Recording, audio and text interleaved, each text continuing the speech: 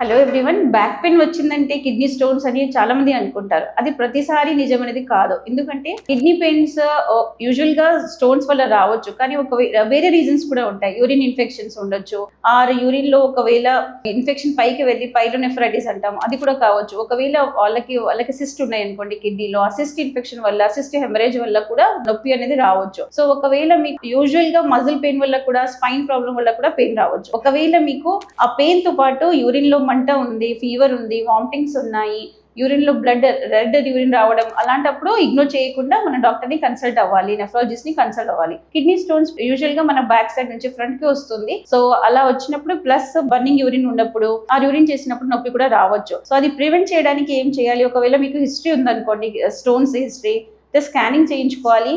Plus simple గా ఒక urine test చేయించుకోవాలి. ఒకవేళ మీరు బీపీ షుగర్ పేషెంట్స్ ఉంటే క్రియాటిన్ కూడా చేయించుకోవాలి. డైలీ ప్రాపర్ హైడ్రేషన్ మెయింటైన్ చేయడం వల్ల యూరిన్ ఇన్ఫెక్షన్స్ అనేది తక్కువ అవుతుంది. ప్లస్ మనం సాల్ట్ ఇంకా ప్యాకేజ్ ఫుడ్స్ ఉంటాయి కదా, అది కూడా అవాయిడ్ చేస్తే మన స్టోన్ ని మనం ప్రివెంట్ చేయొచ్చు.